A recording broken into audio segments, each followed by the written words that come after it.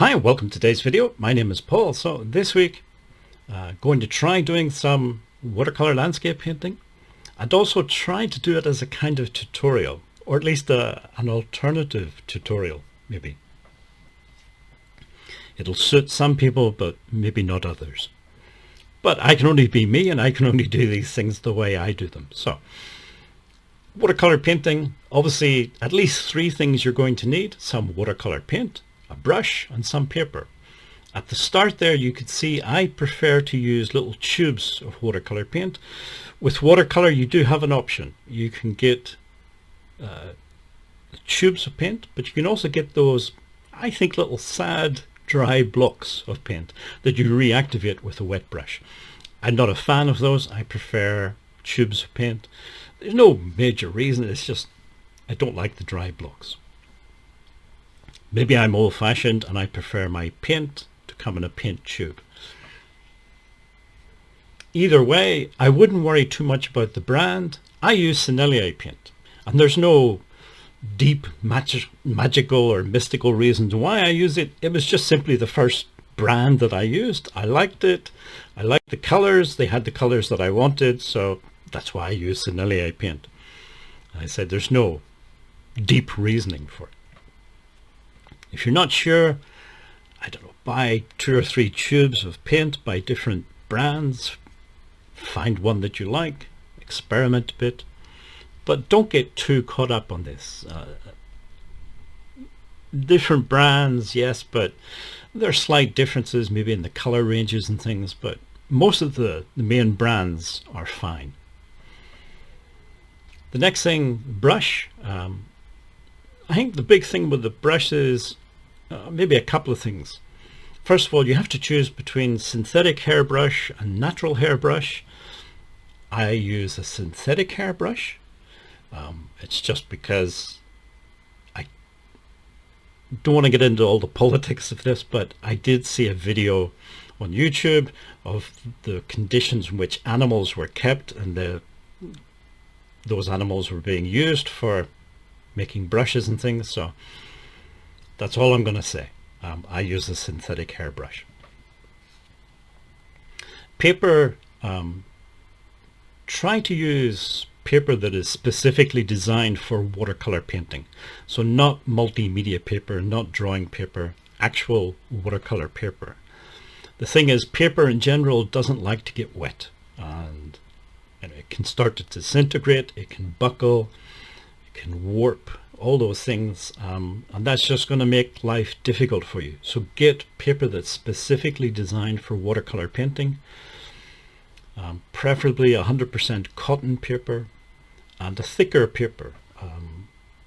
Even watercolor paper will still buckle, but if you use the thicker paper, again, it just makes it easier. You can pre-stretch paper, and there's YouTube videos out there showing you how to do this. It's not difficult. It's not overly messy. You do have to use a lot of water, but it's just, I find it inconvenient. I prefer to use slightly thicker paper, and then it's just easier. I want the whole painting experience to be fun and easy. I don't want to have to go through some ritual 24 hours in advance to try and get the paper in a suitable format. The other thing about the paper is you can get smooth paper or rough paper, sometimes called cold pressed, that's the rough paper, or hot pressed, that's the smooth paper. There's not a huge difference really. If you want to do lots of very detailed work, maybe a smoother paper is better. This paper that I used is a rougher paper, but very often I use sort of medium surface paper. The other thing I would say about that, hot pressed and cold pressed, those are not scientific terms. So different brands, different paper makers will use those terms in different ways. So don't get too caught up in this terminology and stuff. Basically what I'm trying to say is, to get started, you just have to start. Don't worry about what's the best paper, what size of brush should I use, what is the best brand of watercolor paint. It's very easy to overanalyze all these things and just you get stuck in that sort of analysis.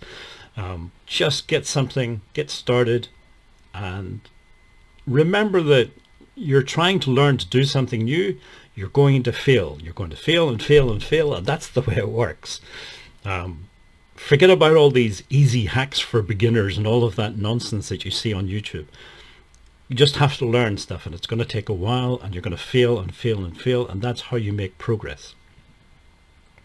Or at least that's how most of us mere mortals make progress in anything, not just painting. So I know, and I did it myself when I got started, it's very easy to get caught up in all of this questions about the paper and the brushes and etc. But really those are the wrong questions. The questions that you're going to have to start asking yourself as soon as possible when you get started painting with any medium is, what kind of artist do you want to be? Why do you want to make art? What style of art do you want to make?